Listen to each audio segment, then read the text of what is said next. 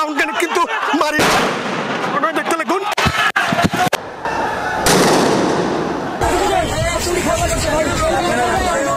2024 সালের 16 জুলাই বাংলাদেশের রাজনীতিতে উগা উল্লেখযোগ্য ও ঘটনাবহুল দিন। এদিন ছাত্র ও জনতার নেতৃত্বে গড়ে ওঠা গণঅভ্যুত্থান নতুন গতি ও মোড় লয় বীর চট্টগ্রামত। সেদিন রংপুরত আবু সাইদর মৃত্যুর পর দেশ জুড়ে আলোচিত আছে চট্টগ্রাম।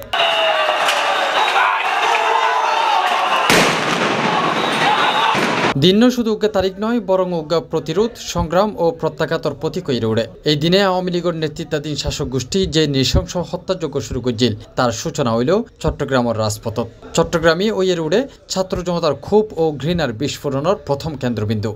16 জুলাই বলতেছে যে মুরাদপুর ভয়াবহ সংঘর্ষ চলছে। ষোলকবহর 2 নম্বর গেট 16 শহর অবরুদ্ধ, ছাত্র জনতাকে যেখানে পাচ্ছে সেখানে বেধড়ক মারতেছে। তো আমরা তখন বহদ্দারহাট থেকে হেঁটে একটু ষোলকবহর আসি, তখন দেখতেছি রাজপথ ছাত্র জনতার দখলে। রাস্তার মধ্যে ইট পাটখেল বিভিন্ন ধরনের আপনার বড় বড় লাঠি সোটা এগুলোর মানে রাস্তার মধ্যে পড়ে আছে, যান চলাচল বন্ধ। মুরাদপুরের উপরে যে ওভারব্রিজ আছে, ওভারব্রিজের উপরে পুলিশ আর হচ্ছে ছাত্রলীগ অবস্থান করতেছিল। ষোলকবহর একদম পুরোপুরি মেন রাস্তা ছাত্র জনতার দখলে ছিল। বিভিন্ন অলিগলি থেকে বড় বড় ইট পাটকেল কংক্রিট এগুলো উড়ে উড়ে আসতেছিল, ছাত্র জনতার মাথার উপর পড়তেছিল। একের পর এক একজনে আহত হয়ে ওইখান থেকে রিকশায় করে ছাত্র জনতাকে চট্টগ্রাম মেডিকেল, ন্যাশনাল হাসপাতাল, আশেপাশে যে আপনার হাসপাতালগুলো ছিল সেগুলোতে নিয়ে যাচ্ছিল। ছাত্রলীগ যেটা করলো সেটা হচ্ছে আপনার বিভিন্ন অলি গলি থেকে এবং ছাদের উপর থেকে ইট পাটকেল মারছিল। ফুলের টব আছে না ছাদের উপর, ফুলের টপ ফেলতেছিল ছাত্র জনতার মিছিলের উপর। 16 জুলাই সকাল হইতে চট্টগ্রামের বিভিন্ন এলাকাত বিশেষ করে নগরীর জিএসি মোড় হইতে বহদ্দারহাট পর্যন্ত পুরা এলাকা আছিল রণক্ষেত্র।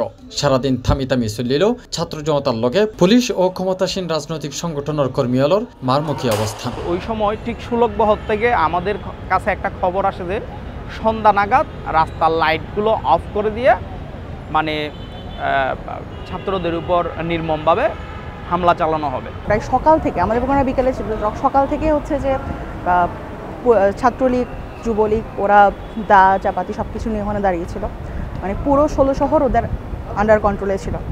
তো সেদিন আমাদের মধ্যে অনেক বাকবিতণ্ডা হচ্ছিল যে আমরা কতটুকু থাকবো, কতটুকু কোন দিক থেকে থাকবো, থাকবো না। এবং সেদিন প্রচুর মানুষ ছিল। আমাদেরকে যখনই ছাত্রলীগ অ্যাটাক করার পর হচ্ছে যে ওই যে ফিনলেস স্কোয়ারের গেটটা বন্ধ করে দেওয়া হয়। তো তখন আমি সবাইকে জড়ো করি তাড়াতাড়ি, কারণ অলরেডি ছাত্রলীগ প্রিমিয়ার ইউনিভার্সিটির ছেলেমেয়েদের উপর অ্যাটাক করছিল। একাধিক গুরুত্বপূর্ণ সড়কত ব্যারিকেড সৃষ্টি হয়, মিছিল ছড়ায় পড়ে অলিগলি। পুলিশ ও আওয়ামী লীগের লগে শুরু হয় তুমুল সংঘর্ষ, যা পরে রূপ লয় সর্বাত্মক প্রতিরোধে। এই একদিনেই সারা দেশের 6 জন প্রাণ হারায়, আর এই 6 শহীদের 3 জনই চট্টগ্রামের। শহীদ ওয়াসিম আকরাম, শহীদ ওমর ফারুক এবং শহীদ ফয়সাল আহমেদ শান্ত। আমার যে ছেলে একটু হাত কাটলে রক্ত বের হইলে সে কান্না করতো, রক্ত দেখতে পারতো না। মেহমান আসলে তার সামনে মুরগি জবাই করা যেত না, কুরবানির গরুটা তার সামনে জবাই করা যেত না। কুরবানির গরু জবাই করার সময় তাকে আমরা লুকাই রাখতাম। আর আমার সেই ছেলে কি রক্তাক্ত হয়ে গেল, তার পোস্টমর্টম করানো হলো। চট্টগ্রাম মেডিকেল কলেজ হাসপাতালের জরুরি বিভাগও সেদিন যেন রণক্ষেত্রের চিত্র। চট্টগ্রাম মেডিকেল কলেজের মধ্যে আছি, এটা আসলে পর্যন্ত তিনজন আসলে মারা গিয়ে ফারুকের বাফুল্লাহরা হতা হইলাম।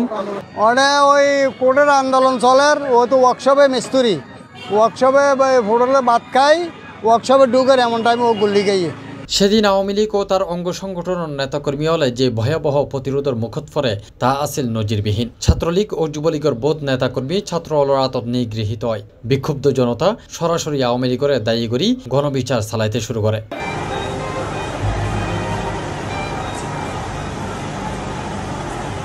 মুরাদপুরের এক ভবনের ওতু ছাত্রলীগের নেতাকর্মী অলরের নিচে ছুরি ফেলাই দেয় শিক্ষার্থী অলয়।